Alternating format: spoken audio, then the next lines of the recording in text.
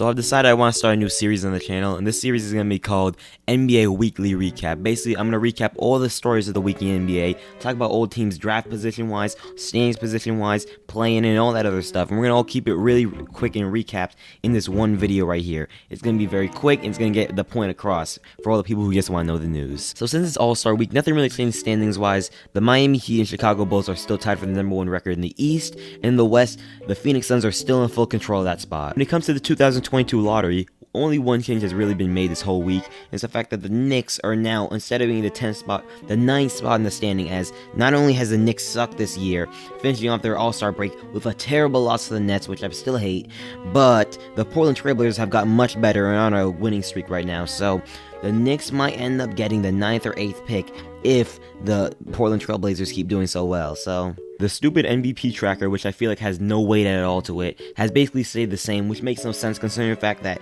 these rankings are very, very, very dumb, alright? Moving on from that, something interesting came out that Joel Embiid might be the first center to finish the NBA season with a scoring title, being a center, since Shaq all the way back in 2000. And if he gets that, he's easily the MVP in my books. More info on the James Harden trade this week. Apparently, James Harden, Steve Nash, and Kevin Durant didn't really have the same idea when it came to the Nets offense, and that's part of the reason why they had a downfall and had a falling out. Kevin Durant wanted the offense to be more free-flowing, while James Harden was looking for something that was more isolated for him.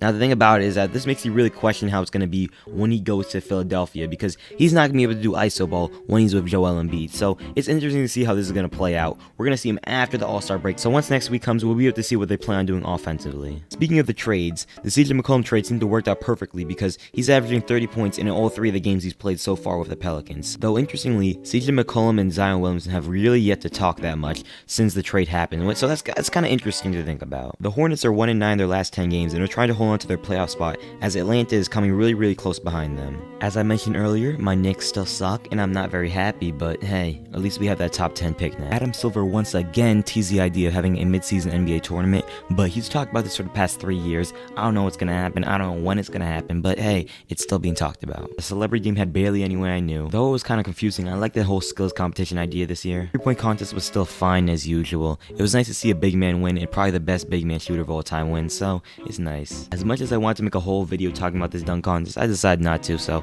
I just want to say this dunk contest still sucks, but it was nice to see Obi Toppin win. And the All-Star game last night was pretty interesting too. Seeing Curry go off was great, and obviously I still like the whole new concept of it with the whole Kobe Bryant stuff, so, you know, nice work. Anyway, that's about it for this week of the NBA basketball. Starting the week after this week, I'm probably going to get into this more weekly, considering there's no games this week. Next week is when we'll start fully and get back into this. See you guys in the next video.